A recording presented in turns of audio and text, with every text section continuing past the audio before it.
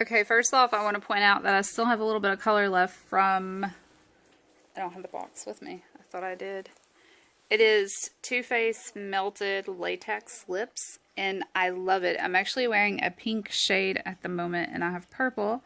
My amazing friend Carla got me the purple, and she didn't like the pink. She liked the color, but she doesn't like the shininess, so she gave it to me because I'm all about like vinyl type makeup and the shininess, so it's amazing. I just had to throw it on to see what it looked like, and then I'll try purple at some point.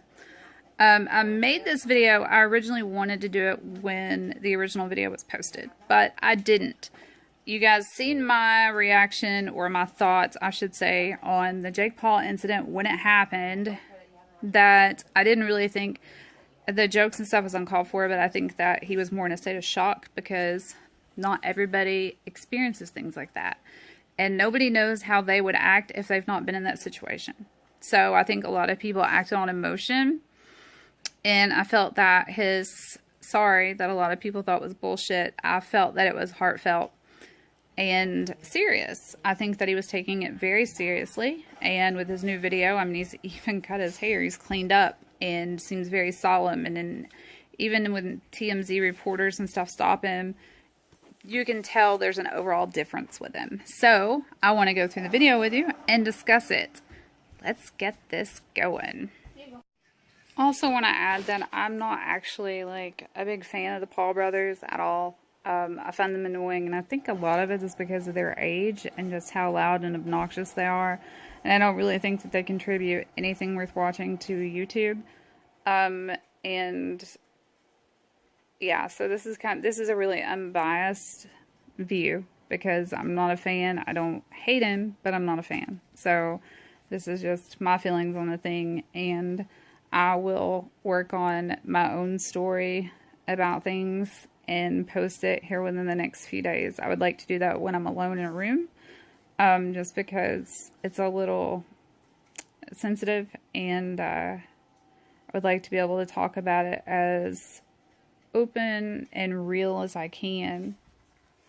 And you'll see why, even though he did what he did, it didn't make me hate him. I actually felt kind of bad for him because, you know, people, it was like a lynch mob. They wanted his head on a pole. And for what? Because he made a mistake. He was shocked when he found a dead body. I mean, seriously. And I found a Vitality Dear Logan vlog, which we will look at that too. I am not a Vitality fan. I will tell you that now. Just don't like him. I think that he's sexist. I think that he's over the top, and his pranks are stupid. The best thing that he ever did was streak during the World Cup, which wasn't even really streaking. If he wanted to really streak, he should have been completely naked. Then I might have cheered for him. Not because I want to see him naked, because that's the last thing I want to see, but just because it'd be fucking hilarious. Anyway, let's get into this. 40 minutes. Crying like a baby. Bikers, joggers, tourist runners, they went by me. Police officers searching for suicidal people went by me twice. I'm standing at the ledge, leaning over the rail with tears flowing down to the waters. And I thought to myself, absolutely nobody cares. And then the voice in my head said, jump now, and I did. And the millisecond that my hands cleared the rail and my legs flew over it was an instant regret. Okay, so it's really rare to find somebody that survives such a thing, and he truly is a blessing. And it just goes to show that suicide really is just something temporary, or it's something permanent to a temporary problem. And I get where he's coming from. You can be in a room with 1,000 people and feel alone. And sometimes all you need is somebody to hug you or just pat you on the back and say, you know what? You're special, and you mean something. You mean something to this world. You have to mean something to somebody. To your parents, to your kids, to your siblings, to your spouse, whatever, friends. People call suicide selfish. But it's usually people that's never really had a suicidal thought, or not one that they would admit to. And throughout being very open and honest myself, I have found more people that has either had a small attempt at suicide and survived, or a big attempt and survived, or just had suicidal ideations and went and got help, which is what I did at a very young age. I knew that it was something that if I didn't do, even though I had the thoughts, I didn't really want to do it. I had a brand new baby brother. I was over the moon about that. But I had gotten to the point where alcohol was saving me, basically. I mean, I would have the same problems when I woke up, so it would just start as a cycle. I didn't want to be an alcoholic like my father, who I dearly, dearly love. My mom's battled addiction. I don't want to deal with that. So I went to my mother as a legal adult, and I said, I want help. I was barely 18, maybe not. Well, no, I'm sorry. My brother was born, so I was 19, barely 19. And I said, I want help. And even though I was 19, my mom took me and my baby brother to the hospital, signed me in as a psychiatric patient to be evaluated and taught to mobile crisis, and I wanted to go inpatient. It was not easy.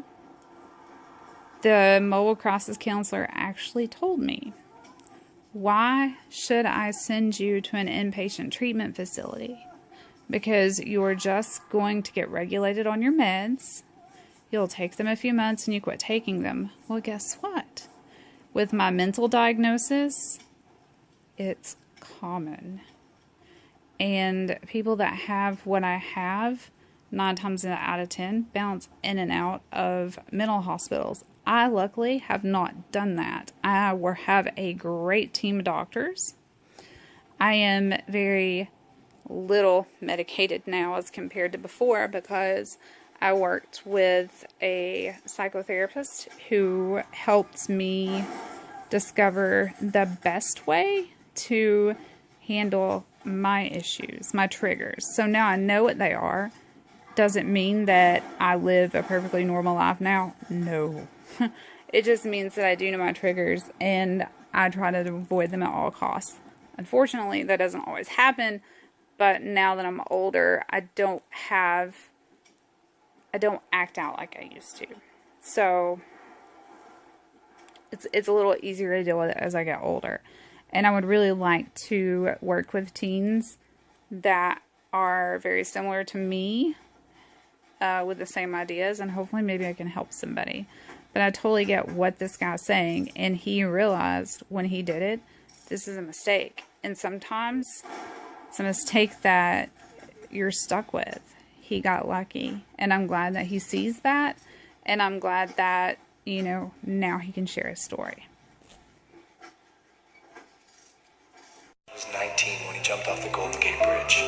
He is one of the many incredible people that I've been grateful to meet over the past 3 weeks as I aim to further understand the complexity surrounding suicide. And I know I've made mistakes. I know I've let people down. But what happens when you're given an opportunity to help make a difference in the world? The backlash against the social media star, a very popular guy called Logan Paul, is in some hot water. He's a complete and utter insensitive idiot. Taking a break from daily vlogging. Even he says his latest content was his biggest mistake. I want to apologize to the victim and his family. It's time to learn from the past as I get better and grow as a human being. I'm here to have a hard conversation so that those who are suffering can have easier ones. So I've never been so humbled in my life by a single event. Were you kind of shocked by it? I was shocked to discover just how big this is. Okay, so I called it the first time that he was likely shocked. I know he said that he was more shocked. He was shocked by the fact that he didn't know how big this was. And in the video, I'm not going to play like the whole video because it's going to make this incredibly long. You can find it on YouTube. All you got to do is search Logan Paul. But he said it was like, I think the second leading cause of deaths in Ohio. But I know Logan's not been an Ohio resident for a long time. And Logan says it himself a lot through what I've seen. He's young and he's still learning. And I'm not making excuses from him. But some people have had the fortune, the fortune to never have to know suicide. I don't think he's the type that's going to sit and watch the news. I don't think he's the type that's going to read a newspaper. So I totally buy that. I really do. Some people just don't realize how big the problem is until something affects them. And so I'm glad that he realized what he did wrong and how insensitive he was. And now he's trying to learn. And some people still hate him. And they're still going on a witch hunt for him. And that's fine. I subscribed to his channel so I could keep up with like how things are going and what he's doing. There's a lot of bigger YouTubers that's responded. And I would like to go through all of them. But I'm not going to. I was curious on what Vitality would have to say. But I'm not a big Vitality fan. But Vitality, of course, said he thought he was in shock, just as I did. But he said, you know, he believes it's the difference in the people, too. Like, if he done it, it wouldn't have been as big of a deal. But he also would have put, like, a black bar over the body. Where Logan has a much younger audience and Vitality's audience is a little bit bigger. And here's something that, if you're not on YouTube, you don't know. You get statistics that show you kind of the age range that watch you, and then you have like the age range that watches you the most. So that kind of gives you an idea of which way your content needs to go. Most of my content is people my age.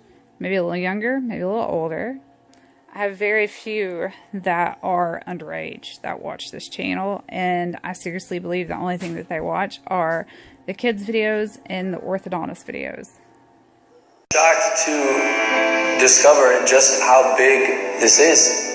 You've never known anybody that killed themselves? No one. That was part of the problem. It's just my ignorance on the subject. But in Ohio, where you come from, it's the second leading cause of death. And I know while I'm not able to solve the problem by myself, I want to be a part of the solution. And that solution began across the country, in New York City. So, off to New York he goes. I think that's where he met the guy that you've seen at the beginning of the video. So a lot of that I will skip unless it's something that wasn't said. So it's not repeating, and this doesn't end up being a 30-minute vlog because I hate making long vlogs. Nobody ever watches them to the end. We sat down with Dr. John Draper, director of the National Suicide Prevention Lifeline. We have to change the conversation publicly from just focusing on suicide and how something bad is happening and say, well, what do we do about it? Help people understand that the first thing they need to do is reach out and talk to somebody when they're feeling in despair, because you're not alone with it anymore. They've done studies with people who are experiencing any kind of pain, including hanging off a cliff. You can hold on a lot longer if somebody is right there with you. I think as a society, as human beings, we just have to be more compassionate. And that includes me too. That's something I'm learning along this journey. And something else that Dr. Draper told me were the 5 steps that anyone can take to help prevent suicide. Step 1 is simply just ask. Ask yourself, ask others, are you thinking about suicide? And I know that sounds like a daunting question, but literally that question can save lives. Step 2, accordingly, would be just to listen. Be present, don't make any judgments. And then step 3 would be there for them, even after you've already asked, because dependability is key. Step 4 is then help them connect, whether it's with a friend, a family member, a local suicide hotline, therapist, but help them reach out to someone so they don't have to deal with this alone. Lastly, step 5 is just check in on them, show them that you care, call them up, say, hey, I want to make sure you're okay, can I check in with you over the next few days? While all the info that he's given you has come from professionals and can be true, I will tell you from personal experience that those questions don't always work, because some people aren't going to tell you the truth because they don't want to be stopped. There are signs that they don't discuss that will tell you if somebody's really suicidal. Getting rid of sentimental things to you, making plans for the end when they're, you know, healthy. I mean, people make, you know, those type of things all the time, but you'll know when it's not for that. You know, just kind of watch them, or they're being closed off, or they're doing any kind of dangerous behavior. A lot of that can be linked to depression, which is what leads to suicide. And sometimes it can just lead to drug use, which eventually leads to death, be it accidental overdose or a purpose overdose. But I know that I personally have stayed with friends for days on end and stayed up and talked to them when they've been suicidal, because I know they can trust me to call me. If somebody doesn't know you and doesn't trust you, they're not on. Some will be, but it's very unlikely that somebody is. And if somebody calls you and they're threatening to commit suicide, don't blow it off as a joke or something for attention. Definitely take it serious. Sadly, there are some that does use it for attention, and you just kind of have to use common sense and your gut feeling to kind of weed those people out. I don't really like to turn my back on anybody that claims they're going to kill themselves, but there's literally people that say the same thing every day. Are they going to do it? Probably not, but it doesn't mean that they won't. So yeah, it's a tough one. Suicide isn't always something that you can help unless it's somebody that wants help. Not everybody that's suicidal wants help. They want one thing, and that's it. About reducing stigma is getting stories out there about people positively coping with suicide. Do you guys know anyone I could talk to with a lived experience of suicide? Absolutely. We have quite a number of people that we could refer over to. Yeah. That'd be great. And that's how we got introduced to Kevin Hines. 17 years ago, Kevin jumped off of the Golden Gate Bridge and survived. These are individuals whose stories, when people hear them, they say, you know, maybe I can get through. As opposed to hearing stories where people haven't. And those, unfortunately, those are stories that we've heard before. Now we're hearing more and more stories of people being more open about it. As I was saying before, Logan, for every one person that dies by suicide, there's 287 other people that think seriously about it but don't. Those are stories, again, that have not been told. If we told those stories of people who got through it as opposed to one who didn't, imagine what kind of influence that would have on people's behavior. So he mentions a strategy that not a lot of people use, which he has a point. Instead of focusing on all the people who have succeeded in committing suicide, the people that has survived suicide or have thought about it and not done it and actually reached out and got help, those are the stories people need to hear. People need to hear that it gets better. Things are not always down. Things are not always dark. This dude, I just want to give this dude a hug, and you guys will see why. Look me in my eyes. Say, hey, kid, are you okay? I am so grateful to be alive. And I'm grateful today for every millisecond I get to breathe. Because it was almost all ripped from me by me. What's one thing you would have said to your younger self? To the Kevin who was 19, sitting on the bus. If you were next to you, and instead of the guy who pointed and laughed, what would you say? I would just put my hand on the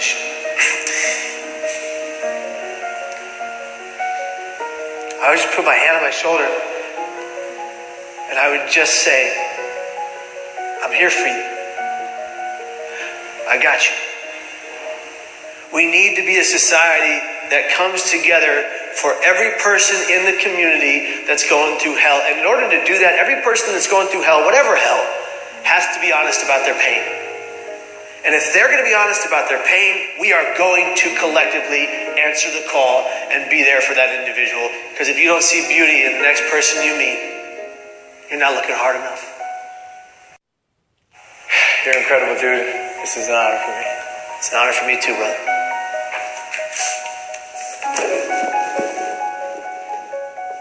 From this point on, I want to make an effort to contribute and immerse myself in the conversation, so I'm pledging to donate $1 million to various suicide prevention organizations, with the first $250,000 going immediately to the National Suicide Prevention Lifeline so they can increase their capacity to help those in need. For anyone watching, I want you to know you are not alone, and most of the time, crisis passes. So if you or anyone you know feels alone or trapped, I encourage anyone to call or even text a suicide or crisis hotline. Both of those numbers are below, and although this is a tough conversation, it's important because things can and will get better. It's time to start a new chapter in my life as I continue to educate both myself and others on suicide. I'm humbled and thankful to say, this is just the beginning. Okay, how many's seen that hug? That was a genuine hug. That man opened his eyes and really educated him as well as other people. I have my own story, and I will tell it one day. One day soon. Suicide is just becoming so rampant, especially among our young people. And they need to hear it from us adults that has been there, has tried it, or thought about it, that it gets better. I'm actually writing a book on just how much things can change, and hopefully it helps someone. As you could see in his video, the number to the suicide hotline was there, and the number to text them was there. If you text them, you get a live counselor or suicide crisis prevention personnel, and they will talk to you. Also, if you ever feel that way, know that you're not alone. Just about any way to reach me is in the section in the box below, and I will respond. I'm not one of those people that's not going to respond. I will respond, and I will talk to you. I've been there, okay? And it's not something that I flaunt. It's not that I'm ashamed of it. I want to use it to help people. So that's part of the reason why I'm writing the book. It's just taking a long process because I'm having to use different names and trying to keep it from people that have known me my whole life from figuring out exactly who and what I'm talking about, because some of the people have changed, and I don't want them being looked at as bad people, because everybody deserves a second chance. And I have learned even the worst of the worst can change, and can change for the better. So please know things get better. I really think Logan is very serious about this. I think this is something that really opened his eyes. And even when his idiot brother was finally talked about him, he was still acting like a complete moron in his videos. Where Logan has even changed his appearance. So, he's pledged the money. I have no doubt that he will donate it, because if he doesn't, it will be in the headlines. But a lot of good points were brought there. Everybody wants to focus on suicide and why and the people, but they don't want to talk about the cases that survived or the people who had serious suicidal ideations and did not go through with it. Those are the stories that we need to get out. And I know I'm not the only one. So what I'm going to do is I'm going to take to social media and see how many people may be willing to share their story with me so I can share it with you. Some may not want their identity revealed, and that's totally fine. I get that, and I get why. Because there is a stigma on mental health. And some people believe that once you start mental health treatment that you're not going to get better, or just stupid things like that. And I'm here to tell you, even with the diagnosis that I have been given, and yes, I'm still considered to have these things, I no longer require heavy medication for them. I require maintenance medication that I take only as needed, really. And keeping myself out of situations that trigger my problems helps a ton. And unfortunately, it's kind of turned me into somebody who stays in my house a lot. But I would rather do this and be happy than to have to take all the medication. I'm not saying medication is bad. Some people really and truly need it. I really and truly need it if I want to live life like everybody else, but then I don't think the same. And I can't deal with anything that changes my mind, or clouds my mind, or makes me feel like a zombie. I just can't do it. I can't turn over that kind of control. But I will explain my situation. Both times that I have went into inpatient treatment, I was never committed. I always signed myself in. I know some people are going to have something to say about that because I do own guns, but even though I still suffer from depression, suicide isn't something that I would do. I have 2 kids that depend on me. I would never do that to them. You know, if I ever thought that it became serious, I would seek help. I would seek medical attention. I would have anything that would harm me out of the house, because I'm telling you, selling the guns that I have that protect us, considering it takes an hour to get a police response where we live, wouldn't stop me if I really wanted to get to it, because there's, you know, a ton of other things. And I don't want to give people ideas, but I just want people to know it does get better. And even if you are on what is large doses of these medications these doctors give you, you'll find the right doctors that will work with you and help you to live life the best that you can with as little to no medication as possible. And for that, I'm grateful that I have such an amazing team of doctors that work with me. I still suffer from depression, nothing like I used to, and a lot of it has to do with the changes that I've made in my life and for me. And I will discuss that further as well. But if you have your own story, there will be a business inquiry email. You can send me a short clip of you talking about your story. If you've tried to commit suicide or if you've thought about it, try to keep it as short as possible. I'm not going to set a time limit on it, because if I have to, I'll make 3 or 4 videos of it. But I want to share your story. I want to get your story out there. I will leave any social media contacts in the box below when your video is included, so people can find you, talk to you if you want to. If you don't want it included, you don't have to. You don't have to have your name included. That's all up to you. So I think I'm going to ask on social media for people to send in clips and stuff as well of their story. Or if they want me to tell the story myself, I'm happy to, just to keep them anonymous. It is something that needs to, that does need to be talked about. And honestly, I didn't realize that there was people that really didn't realize how bad it was. But I guess when you kind of live a life where you don't look at the news and you aren't on social media to the aspect that some of us are, and you don't read newspapers daily, you're not really going to have a real close connection as to what's going on in the world.